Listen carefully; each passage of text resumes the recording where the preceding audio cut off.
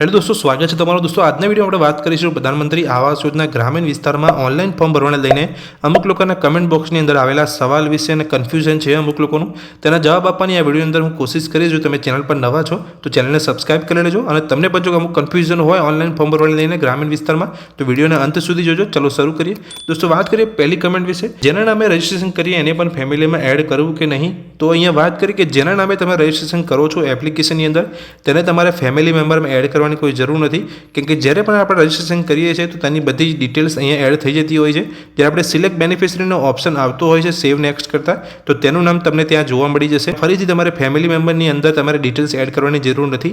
આગળ વાત કરીએ બીજી કમેન્ટ વિશે, તો દોસ્તો બીજી કમેન્ટ વિશે વાત કરીએ તો વાઇફનું અકાઉન્ટ નથી તો મારું ચાલશે કે નહીં। અને તમે જે પણ વ્યક્તિને અહીંયા ઓનલાઈન રજીસ્ટ્રેશન કરતી વખતે લાભાર્થી તરીકે સિલેક્ટ કરો છો તેના જ બેંક અકાઉન્ટની ડિટેલ્સ તમારે એડ કરવાની હોય છે। તમે બીજા કોઈ વ્યક્તિના અકાઉન્ટની ડિટેલ્સ એડ કરી શકતા નથી।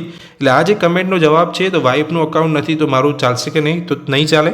તમારા વાઇફનું નામ તમે લાભાર્થી તરીકે સિલેક્ટ કરો છો તેની જ બેંક અકાઉન્ટની ડિટેલ્સ તમારે એડ કરવી પડશે। આગળ વાત કરીએ ત્રીજા સવાલ વિશે, તો સિટી માટે ફોર્મ ભરાઈ શકે નહીં। તો હા, સિટી માટે એટલે અર્બન વિસ્તાર માટે, શહેરી વિસ્તાર માટે તમે ઓનલાઈન ફોર્મ ભરી શકો છો, જેના પર મેં ઓલરેડી એક ચેનલ પર વિડીયો બનાવેલો છે, જે જોઈને તમે શહેરી વિસ્તારમાં પણ ઓનલાઈન ફોર્મ ભરી શકો છો સબસિડી માટે।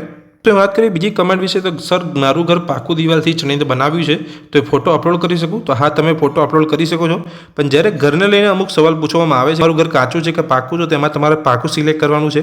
પણ એક શરત એ છે કે તમારા નામ પર અહીંયા પહેલું મકાન હોવું જોઈએ, જેથી તમને સબસિડીનો ફાયદો મળી શકે। એટલે તમે પાકા મકાનનો પણ ફોટો અહીંયા અપલોડ કરી શકો છો। આગળ વાત કરીએ બીજા એક સવાલ વિશે કે જેના નામનું રજીસ્ટ્રેશન કર્યું એનાથી જ બીજા કોઈ વ્યક્તિનું રજીસ્ટ્રેશન કરી શકાય। એપ્લિકેશનની અંદર જ્યારે આપણે ફોર્મ ભરવાની શરૂઆત કરીએ છીએ તો આપણને બે ઓપ્શન જોવા મળે છે, એક અસિસ્ટન્ટ સર્વે અને એક સેલ્ફ સર્વે।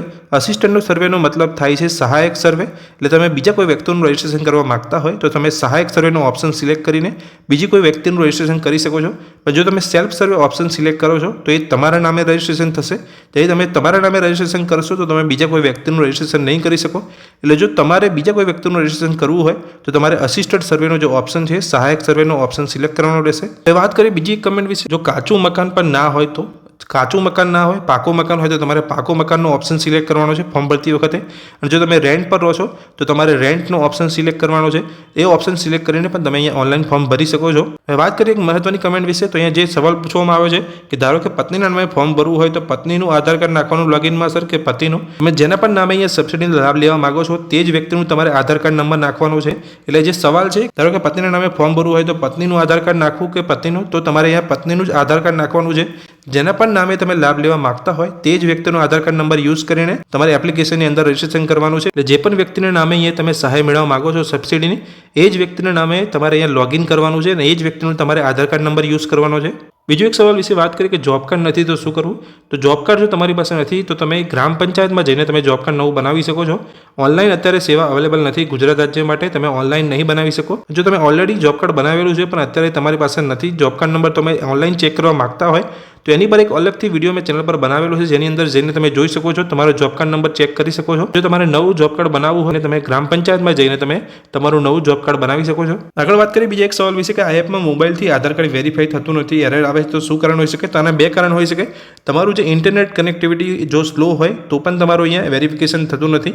અને બીજું એક કારણ છે કે જો તમારું આધાર કાર્ડ અપડેટ નથી, છેલ્લા 10 વર્ષથી તમે અહીંયા આધાર કાર્ડ અપડેટ નથી કરાવ્યું તો પણ તમારું એ આધાર કાર્ડ દ્વારા વેરિફિકેશન ના થઈ શકે। એટલે આ બે કારણ હોઈ શકે છે। તમારી નેટવર્ક જે ઇન્ટરનેટ કનેક્ટિવિટી હોય એ સ્લો હોય, પુઅર હોય તો પણ તમારું અહીંયા વેરિફિકેશન નહીં થાય। અને બીજું કે તમારું આધાર કાર્ડ અપડેટ નહીં હોય, બહુ ટાઈમ થઈ ગયો હશે આધાર કાર્ડ અપડેટ કરાવ્યા તો તમારો ફેસ થોડો બદલાઈ શકે છે, જેના દ્વારા અહીંયા ફેસ કેપ્ચર થઈને તમારું વેરિફિકેશન થતું હોય છે, તેના કારણે પણ તમારું અહીંયા આધાર કાર્ડ વેરીફાઈ નથી થતું। આ બે કારણ હોઈ શકે જેનું તમારે ધ્યાન રાખવાનું છે। તો અહીં તમે તમારું આધાર કાર્ડને અપડેટ કરાવીને તમે અહીંયા વેરિફિકેશન કરાવી શકો છો અને ઓનલાઈન ફોર્મ ભરી શકો છો। દોસ્તો આ વિડીયો અંદર મેં તમને માહિતી આપી કે જે અમુક કમેન્ટ આવેલી હતી પ્રધાનમંત્રી આવાસ યોજના ગ્રામીણ વિસ્તારમાં ઓનલાઈન ફોર્મ ભરવાને લઈને, તો કમેન્ટ બોક્સની અંદર આવેલા અમુક સવાલના જવાબ આપવાની મેં આ વિડીયોની અંદર કોશિશ કરી। જો આ માહિતી તમને ગમી હોય તો વિડીયોને લાઇક કરજો, ચેનલ પર નવા છો તો ચેનલને સબસ્ક્રાઇબ કરી લેજો। Thank you.